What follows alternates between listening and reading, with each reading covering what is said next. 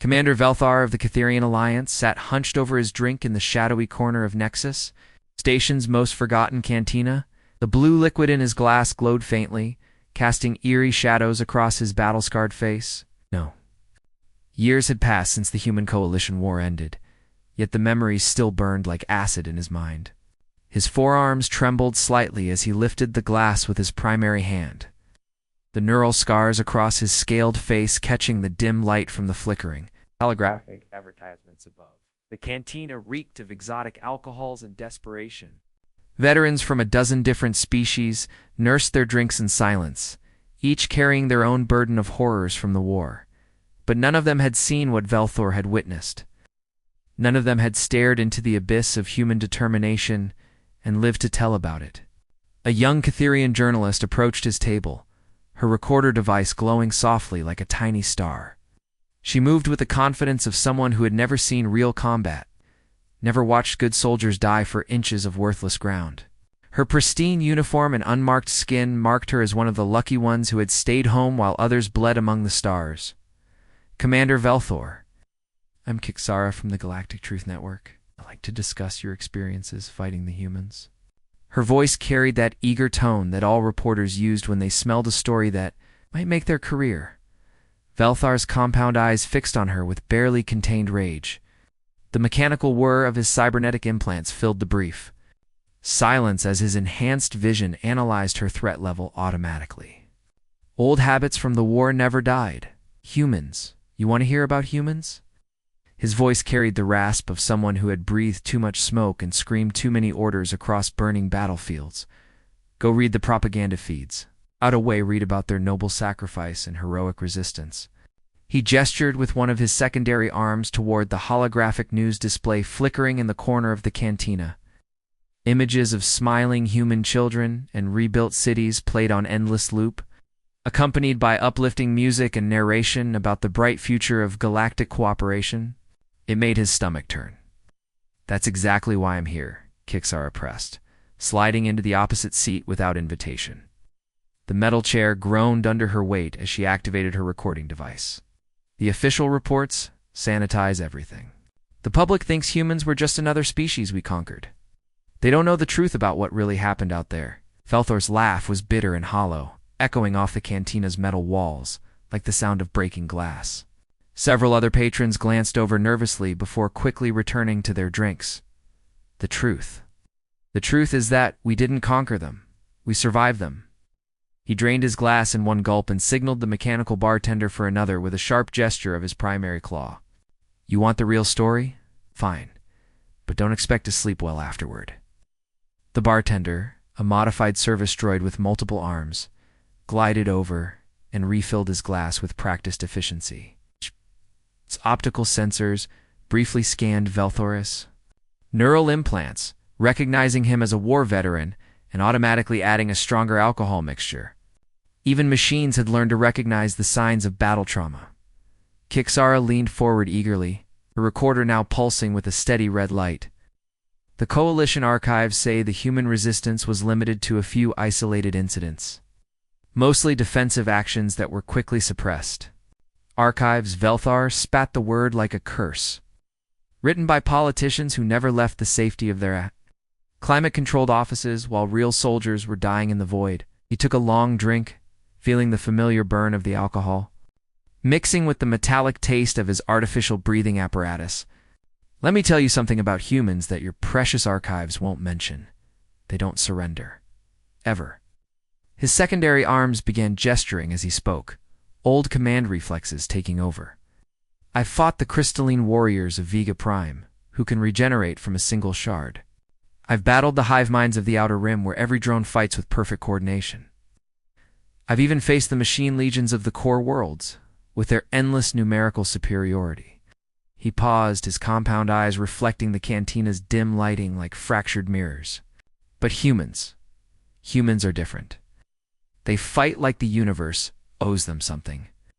The commander's eyes grew distant as he began to remember, his voice taking on the tone of someone recounting a nightmare that refused to fade. Let me tell you about Taiyang Base on the rim world of Koros 7. That's where I first learned that humans don't fight wars like the rest of us. They don't just resist conquest or defend territory. He looked directly at Kiksara, his scarred face suddenly deadly serious. They weaponize their own extinction. The cantina seemed to grow quieter around them, as if the very air was holding its breath for the story to come. Other patrons had stopped their conversations, unconsciously drawn to the raw authority in Velthar's voice. Even the mechanical bartender had paused in its cleaning, its sensors focused on the commander's words. You see, most species fight to live. They calculate odds, preserve resources, minimize casualties. They fight smart. Velthar's claws scraped against the table's metal surface, leaving small gouges in the worn material. Humans fight to win. And if they can't win, they fight to make sure you lose too. They'll burn their own worlds before letting you have them. They'll sacrifice everything just to deny you victory. Kiksara's recorder continued its steady pulse, capturing every word as the old commander prepared to share the horrors that had haunted his dreams for 3 long years. Taiyang Base was supposed to be a simple operation, Velthar continued, his voice taking on the mechanical tone of someone recounting a nightmare that refused to fade. The blue liquid in his glass rippled as his hands trembled slightly. Intelligence said it was a mining colony on the edge of human space. Nothing special. It's just 2,000 human civilians scraping or from dead rock. Maybe 300 security personnel with outdated equipment. My battle group of 40,000 soldiers would secure it in days, maybe hours if we were lucky. Kiksara leaned forward, her recorder capturing every word as the cantina around them seemed to fade into background noise. Even the mechanical bartender had stopped its endless cleaning to listen. The planet Koro 7 looked harmless from orbit, Velthor continued, his compound eyes staring into the distance as if he could still see that cursed world. Red desert. Scattered mining installations, a few transport ships moving between the surface and orbital stations. Our scanners showed standard human technology, nothing that could threaten a full coalition battle fleet. Command called it a training exercise for new recruits. He took another drink, the alcohol doing little to numb the memories. We had 12 heavy cruisers, 40 destroyer escorts, and enough troop transports to carry an entire army. The humans had maybe 6 civilian cargo ships and a handful of mining shuttles. On paper, it wasn't even a fair fight. We sent the standard surrender demand as we entered orbit.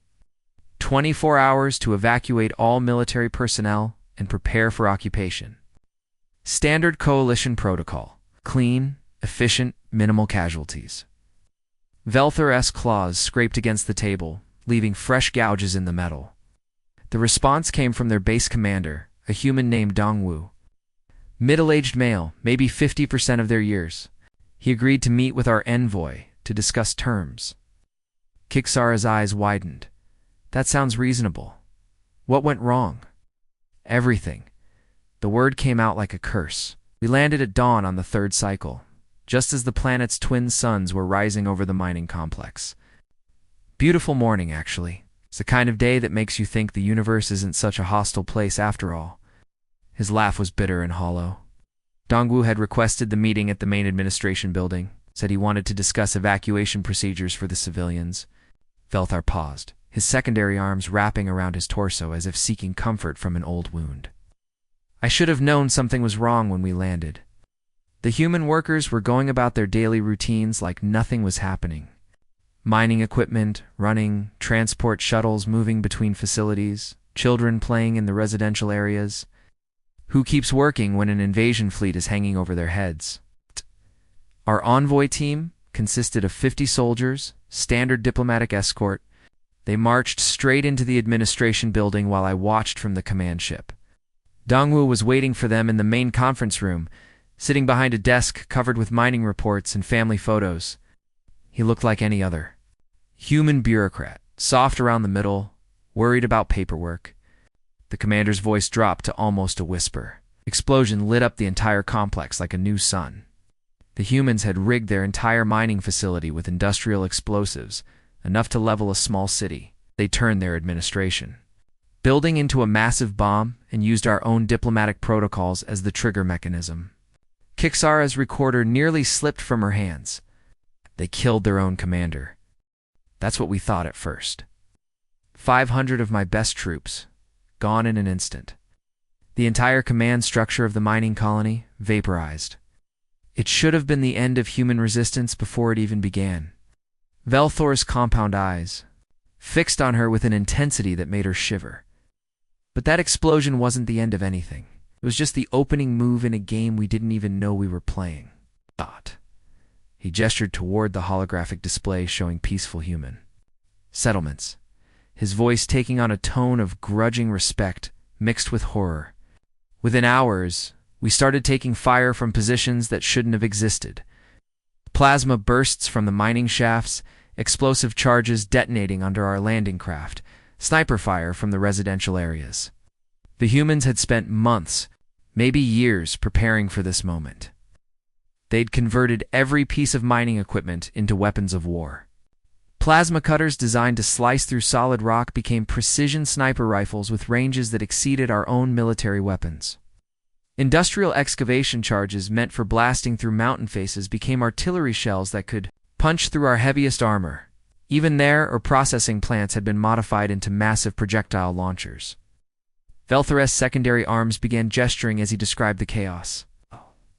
But the worst part was their infrastructure. They'd turned their children's school into a fortress, complete with overlapping fields of fire and booby traps in every hallway. Their hospital became a weapons factory where doctors and nurses worked alongside engineers to produce ammunition and medical supplies. Even their recreational facilities had been converted into defensive positions. But surely your superior numbers gave you an advantage, Kixara interrupted, her voice shaking slightly. Numbers. Velthor's laugh was sharp enough to cut glass. Listen to me, youngling. Numbers mean nothing when your enemy refuses to follow the rules of conventional warfare. I watched a human female named Sujin hold off an entire company of our soldiers with nothing but a modified processor and 3 wounded miners backing her up. His voice cracked slightly as he continued. She was 8 months pregnant. 8 months. Her belly was so large she could barely fit behind the makeshift barricade they'd built from mining equipment. But she kept firing that improvised weapon until it overheated and literally melted her hands to the controls. The medical team found her 3 days later, still alive, still conscious, asking if her position had held. The child survived, he whispered, his voice filled with something that might have been awe or terror. Born 2 days later in the underground tunnels they'd carved with their bare hands and mining tools, they named him Jae-soon, which means victory in their language. That baby's first sounds weren't crying or cooing like normal infants. They were the echoes of plasma fire and explosion blasts reverberating through the tunnel systems. Kixara found herself holding her breath as Velthor continued his tale. The siege dragged on for 4 months. 4 months of constant warfare against an enemy that seemed to multiply like a virus. Every time we thought we'd cleared a section, humans would emerge from tunnels and hidey holes we didn't know existed. They'd strike with weapons they'd built from scrap metal and industrial chemicals, then disappear back into their underground maze before we could respond. His claws scraped against the table again, the sound sharp and grating. They poisoned our water supplies with mining acids that ate through our equipment from the inside. They turned their own dead into explosive traps, rigging bodies with proximity. Charges that would detonate when our soldiers tried to collect intelligence. They even trained their children to act as spotters, using innocent-looking games to relay information about our troop movements. By the end of the siege, we'd lost 15,000 soldiers to take a mining colony that was supposed to fall in a day. 15,000 of the coalition's finest warriors killed by farmers and miners who'd never seen military training. Velthor's eyes met Kixara's directly, and she saw something in them that made her soul freeze. When we finally breached their last stronghold, we found their commander Dongwu still alive, buried under 6 days of rubble with a broken back and punctured lung. He looked up at me with those strange human eyes and smiled. Then he said something that still haunts my dreams. Velthor's voice dropped to barely above a whisper. Said, "Thank you for the practice, Commander." We learned a lot from this encounter. The cantina had gone completely silent now. Every patron straining to hear the commander's words. "Practice," Velthor repeated, his voice filled with disbelief. As if the deaths of 15,000 of my soldiers was just preparation for something worse. As if everything we'd endured was just a training exercise for the real war that was coming. The second story, Velthor continued after ordering another drink. His voice carrying the weight of memories that refuse to fade, takes place during the Battle of Station Gamma 9. That's where I learned that humans can embody contradiction itself. Switching between angel and demon in the space of a heartbeat, the cantina had grown quieter, other patrons unconsciously leaning closer to hear the grizzled commander's words. Even the background music from the holographic entertainment system seemed to dim, as if the station's artificial intelligence recognized the gravity of the story being told. Station Gamma 9 was a massive orbital platform, bigger than most cities. It served as a refueling depot and medical center for ships traveling the Outer Rim territories. The humans had converted it into a forward operating base, using its strategic position to launch raids against our supply lines. Velthor's compound eyes reflected the dim lighting as he spoke, creating an almost hypnotic effect. Command decided we needed to take it intact. Too much valuable infrastructure to simply blast it from orbit. He paused to take a long drink, the blue liquid casting strange shadows on his scarred features.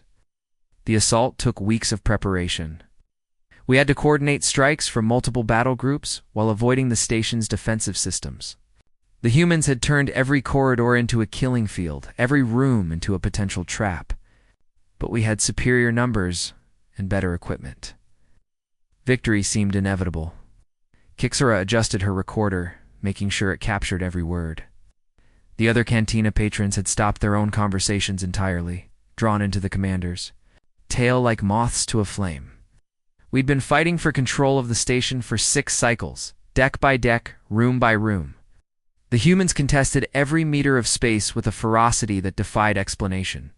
They'd booby-trap their own dead, rig doorways with explosives, even weaponize the station's life support systems against us. His secondary arms gestured as he spoke, old command instincts taking over, but we were winning. Slowly, painfully, but winning nonetheless. Then our forces broke through to the medical bay in the station's core section. The area was supposed to be neutral, protected under Galactic Convention. Medical facilities were off limits to military action. Sanctuary spaces where the wounded could receive treatment regardless of which side they fought for. Velthor's laugh was bitter and hollow. But humans don't recognize conventions when survival is at stake.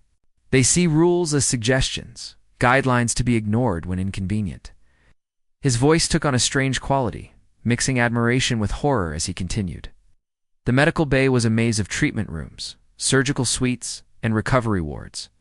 Emergency lighting cast everything in red shadows, and the air smelled of antiseptic and blood. We expected to find wounded humans hiding behind makeshift barricades, maybe a few medical staff trying to surrender. Instead, we found organized chaos. The humans had turned their medical bay into a fully functional trauma center, complete with surgical robots and advanced life support systems. And at the center of it all was a human medic, female, named Bora. Maybe 30 cycles old by their standards, with short black hair and the kind of steady hands that only come from years of saving lives. Velthor's claws scraped against the table's surface as he remembered. When we burst through the main entrance, weapons ready, she was in the middle of performing surgery on one of my wounded soldiers. Catharian scout who'd been caught in an explosion during the fighting in section B-12. The poor bastard had shrapnel embedded in 3 of his major organs, and was bleeding out fast. Biora had 2 plasma burns on her torso, fresh wounds that should have put her flat on her back. Blood was streaming down her face from a head injury, and her medical uniform was torn and stained. But her hands were steady as she worked, using human surgical techniques to repair Catharian anatomy with an expertise that shouldn't have been possible. Kixara found herself holding her breath as the commander continued. She looked up at us when we entered, 20 heavily armed coalition soldiers with weapons trained on her, and she said the most incredible thing, not "don't shoot or I surrender," or even "I'm just a medic," she said. "Wait your turn." Like we were patients in a clinic instead of enemy combatants in the middle of a battle. The cantina had gone completely silent now, every being present hanging on Velthor's words. For 3 hours, I watched this human treat our wounded alongside her own people. She moved between patients with mechanical precision, using equipment I'd never seen before to perform procedures that seemed impossible. She saved 7 Catherian lives that day, 7 of my soldiers who should have died from their injuries. His voice cracked slightly. She even explained what she was doing, teaching her human assistants how to treat alien physiology in case they encountered similar injuries. I started to think that maybe humans weren't so different from us after all. Maybe underneath all the violence and chaos, they were just another species trying to survive in a hostile universe. Maybe the stories about their savagery were exaggerated. Propaganda designed to make the war easier to fight. Velthar's expression darkened, and the temperature in the cantina seemed to drop several degrees. Then the alarms sounded. Hull breach in Section C7, multiple contacts moving through the maintenance corridors. All her patients were stabilized, their conditions no longer critical. Biora stood up, washed the blood from her hands, and grabbed a human assault rifle from a security cabinet. His claws traced nervous patterns on the table's surface.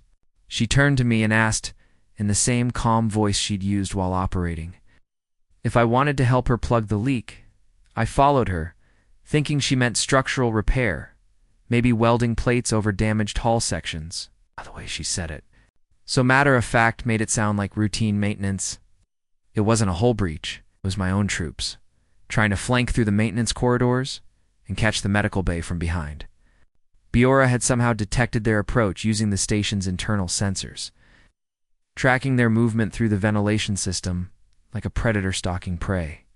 Velthar's voice grew quiet, forcing everyone to strain to hear his words. Took position at the corridor junction, a narrow choke point where the maintenance tunnels converged. Perfect killing ground for a single defender with the right equipment and training, and Biora had both. For 4 hours, she held that position against wave after wave of coalition soldiers. 4 hours of continuous combat without relief or reinforcement. She used medical equipment as weapons with the same skill she'd shown in surgery. Surgical lasers became precision sniper beams, cutting through armor like it was paper. Defibrillators became electrified traps, turning metal corridors into death chambers. The commander's hands shook as he continued. She even used medical knowledge as a weapon, targeting specific weak points in Catherian anatomy with lethal precision. Every shot was placed with surgical accuracy, designed to cause maximum damage with minimum ammunition. She fought like a machine, calculating angles and trajectories with the same methodical approach she'd used to save lives. When our reinforcements finally arrived, we found her collapsed against the corridor wall, weapon empty, barely conscious. From blood loss and exhaustion, she was surrounded by the bodies of 23 Catherian soldiers, all killed with clinical precision. The same hands that had saved lives just hours before had ended them with equal skill. Velthar's voice cracked as he reached the end of his story. She was still alive, barely breathing, when I reached her. I expected her to gloat, to mock us for our losses, to show some sign of the killer she'd become. Instead, she looked up at me with those strange human eyes and asked one question. Are my patients okay? The silence in the cantina was deafening. As Velthor finished his drink in one gulp, the same hands that had saved Catherian lives had taken them minutes later. The same mind that had calculated how to repair our organs had calculated how to destroy them most efficiently. That's when I understood we weren't fighting soldiers or civilians or even warriors in any traditional sense. His compound eyes met Kixara's directly, and she saw something in them that made her recorder feel heavy in her hands. We were fighting an entire species that could switch between healer and killer without losing their sanity, without even changing their fundamental nature. Biora wasn't two different people. She was one person doing what she believed was necessary to protect what mattered to her. And that, Velthor concluded, is what makes humans the most dangerous species in the galaxy. They don't see contradictions in their actions, they see completeness. But the worst, Velthor said, his voice barely above a whisper as his 4 arms trembled around his glass, was the final battle at Terra's Gate orbital platform. That's where I learned that humans don't fear death. They befriend it, invite it to dinner, and use it as their most terrible weapon.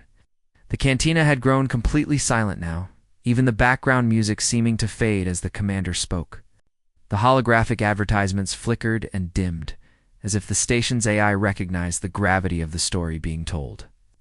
Other patrons had abandoned their own conversations entirely, some even moving closer to hear better. Terra's Gate was humanity's crown jewel, a massive orbital fortress positioned at the edge of their solar system. Think of it as a giant metal moon, bristling with enough firepower to level entire fleets. It controlled all access to Earth, the human homeworld, and had never fallen to enemy forces in over 2 centuries of conflicts. Velthar's scampound eyes stared into the distance, seeing not the cantina, but the cold void of space and the terrible beauty of that final battle. Coalition Command decided to end the war with one decisive strike. No more grinding sieges, no more costly planet-by-planet campaigns. One massive assault that would break human resistance forever and force their surrender. His claws scraped against the table, leaving fresh gouges in the already scarred metal. They assembled the largest fleet in galactic history. 1 million coalition forces from 12 different species, 3,000 warships ranging from nimble fighters to massive dreadnoughts that could crack planets. Kixara's recorder pulsed steadily, capturing every word as Velthor continued his tale. Against this armada, the humans had maybe 50,000 defenders and a handful of aging warships. Their newest vessels were already decades old, patched together, with spare parts and held together by sheer determination. On paper, it wasn't even a contest. Our strategists predicted total victory within 6 hours, maybe less if the humans saw reason and surrendered quickly. His laugh was hollow and broken, echoing off the cantina's walls like the sound of distant thunder. The human admiral commanding Terra's Gate was named Jin Wu. Older male, maybe 60 of their years, with gray hair and laugh lines around his eyes. He looked more like someone's grandfather than a military commander. When we opened communications to demand surrender, offering standard terms for the protection of civilian populations, you know what he was doing? Velthor paused, taking another drink as if he needed the alcohol to continue. He was eating what humans call noodles from a small container, watching entertainment videos on a personal display device. Comedies, I think. I could hear laughter in the background. When our communication officer demanded his immediate surrender, Jinwoo looked up from his meal and said, "Can you call back after lunch? I'm watching my grandson's school play, and he's about to sing his big solo." The cantina patrons exchanged glances, unsure whether to laugh or be horrified by the casual dismissal of overwhelming military force. Our fleet commander was furious. Here we were, offering mercy to a doomed enemy, and their leader was more interested in children's entertainment than military protocol. So we attacked at maximum force, wave after wave of our finest ships and soldiers, expecting to crush their pathetic defenses in minutes. Velthor's secondary arms wrapped around his torso, as if seeking comfort from memories that still burned like acid. The humans responded with tactics that violated every rule of civilized warfare, every convention that had governed galactic conflict for millennia. They loaded obsolete cargo ships with radioactive waste from their mining operations and used them as guided missiles, ramming them into our dreadnoughts at suicide speeds. His voice grew quieter, forcing everyone to lean in closer. They turned their own space stations into bombs, timing the explosions to catch our fighters in the blast radius. Ow. They used their wounded as bait, broadcasting false distress calls, to lure our rescue teams into carefully prepared ambush zones.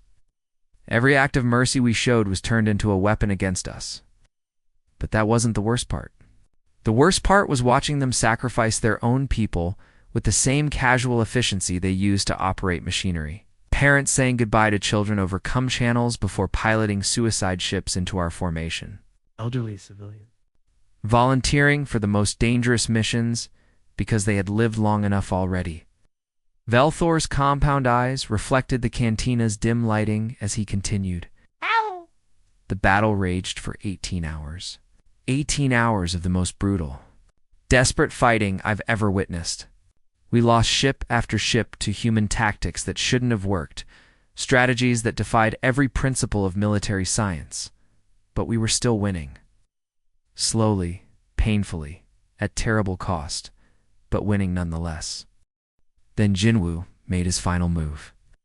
When he realized they couldn't hold the station, when the last of their defensive positions were falling to our assault troops, he ordered all human civilians evacuated to escape pods.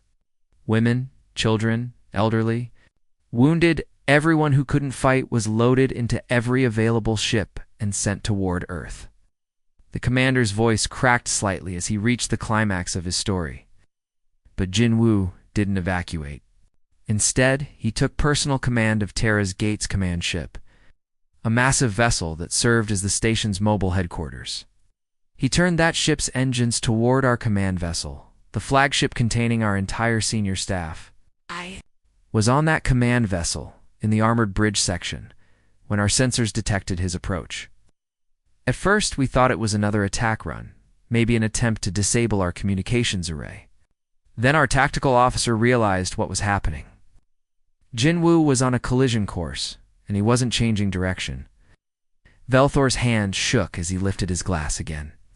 I watched through the main viewport as this human admiral, this grandfather who'd been watching children's plays just hours before, steered his dying ship directly at us. Our weapons were tearing his hull apart.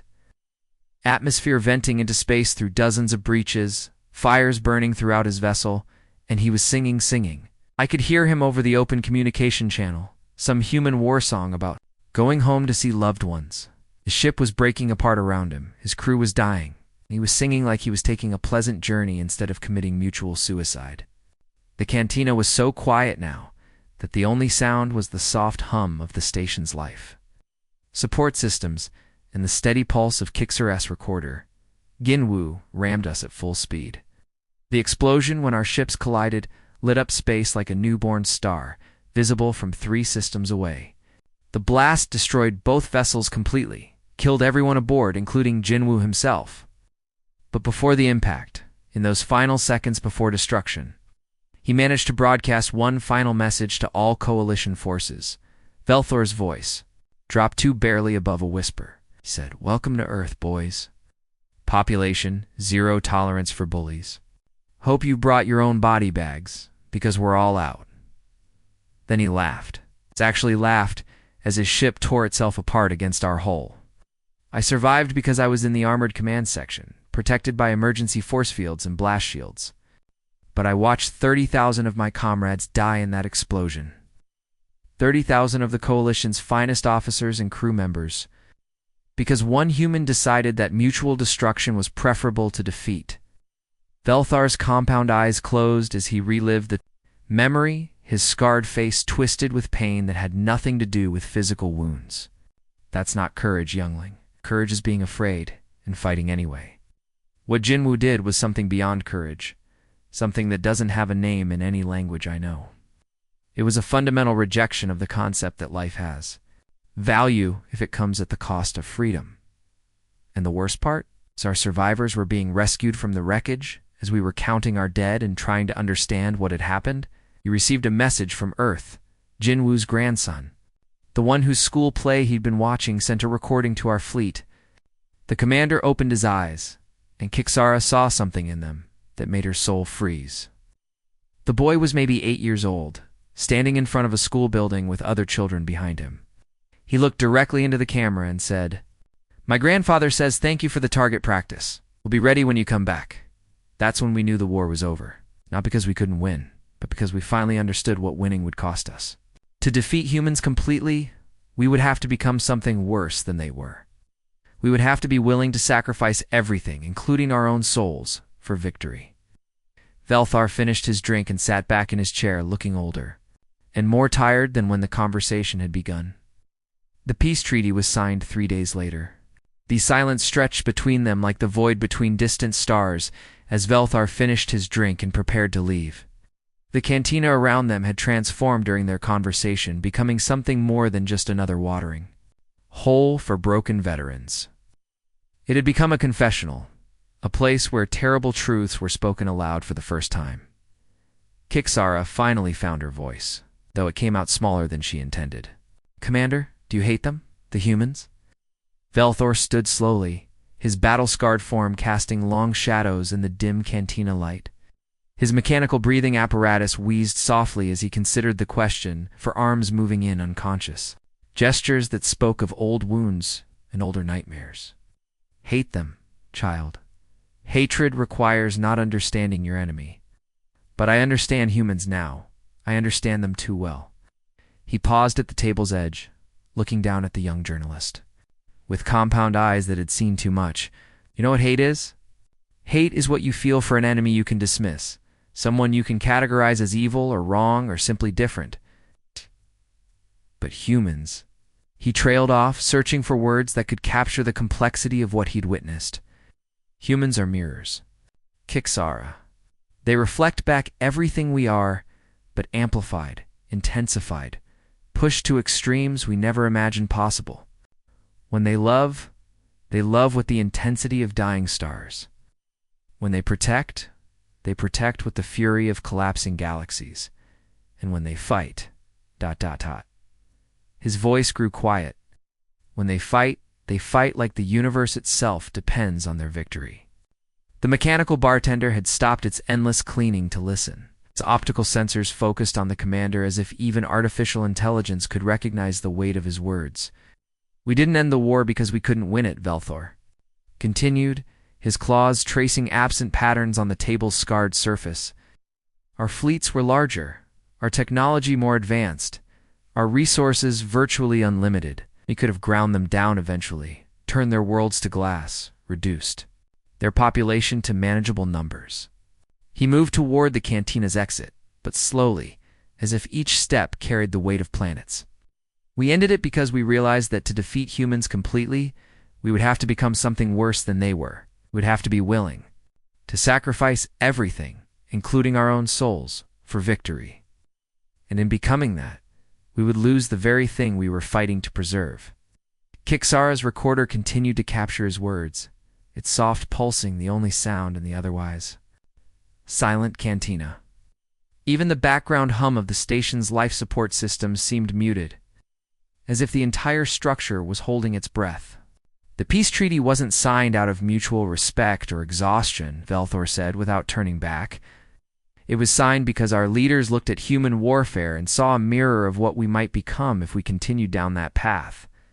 They fought like cornered animals, yes, but cornered animals with the intelligence of philosophers and the creativity of artists. He paused near a holographic display showing current galactic news feeds. Images of human colonies rebuilding, human children playing in reconstructed schools, human families reuniting after years of separation. To most observers, it looked like the peaceful aftermath of a successful war. But Velthor saw something else entirely. Look at those images carefully, youngling. Ow. See how those human children play. They're not just running around aimlessly. They're practicing formations, learning to move as units, developing the instinctive cooperation that made their species so dangerous during the war. Their games involve strategy, tactics, resource management. They're preparing for something, even if they don't consciously know what. Kixara found herself looking at the display with new eyes, seeing patterns she'd missed before. What she'd taken for innocent childhood play now looked like military training disguised as recreation. You asked about the stories they tell their children now, Velthor continued, his voice carrying across the cantina like an echo from the grave. The official narrative calls it the war that taught the galaxy about humanity. They frame it as a learning experience, a chance for different species to understand each other better. But I've seen their recruitment centers, their training facilities, their educational programs. He turned slightly, his profile silhouetted against the corridor lights beyond the cantina's entrance. They're not preparing for peace, youngling. They're preparing for the next war. And they're doing it with the methodical efficiency that made them so terrifying the first time around. Every human child now grows up with stories of Taiyang Base, of Station Gamma 9, of Terra's Gate. They learn about Dongwu's sacrifice, about Bor's dual nature, about Jinwu's final stand. But they don't learn these stories as cautionary tales about the horrors of war. Velthor's compound eyes reflected the cantina's dim lighting one last time. They learn them as instruction manuals. The commander moved fully into the doorway now, his silhouette framed against the corridor lights beyond. Next time, his voice carried a note of what might have been respect or terror. Next time, they won't be surprised. They'll be ready. From the first moment, every human child now grows up knowing exactly what their species is capable of when threatened. He paused, and for a moment, Kixera thought he might turn back, might offer some final insight or comfort. Instead, his voice grew softer, more personal. Sleep well tonight, Kixera. Because somewhere in human space, there's a child named Hyjin, learning how to turn cooking utensils into weapons, studying the molecular structure of common household chemicals to understand their explosive potential. There's a teenager called Minho memorizing the weak points of every known alien species, not out of hatred, but out of preparation. They're not doing it because they want war. They're doing it because they've learned the most important lesson any species can learn in this hostile galaxy. His mechanical breathing apparatus wheezed one final time. Peace is something you have to be strong enough to keep. With those final words, Commander Velfire disappeared into the station's corridors, leaving behind only the weight of truth and the echo of his footsteps on metal decking. The sound faded gradually, replaced by the normal background noise of a working space station. But somehow the cantina felt different now. Change.ky Zara sat alone for a long time afterward, staring at her recorder and the holographic display showing those deceptively peaceful human settlements. She thought about children learning to fight through play, about medical students studying anatomy to know how to both heal and harm, at an entire species that had turned survival into an art form. The mechanical bartender finally resumed its cleaning, but even its movements seemed more cautious now, as if it too had been affected by the commander's words. Other patrons gradually returned to their conversations, but their voices remained subdued, respectful of the truths that had been shared. As Kixara finally gathered her equipment and prepared to leave, she wondered if some stories were too dangerous to tell. Then she thought about human children playing war games that weren't really games, and realized that the most dangerous stories were often the ones that needed to be told most. She had come looking for a simple war story, something to boost her career and satisfy public curiosity. Instead, she had found something much more valuable and infinitely more terrifying. The truth about what happened when an unstoppable force met an immovable object. And both sides discovered they were looking in a mirror. The galaxy would never be the same. The end.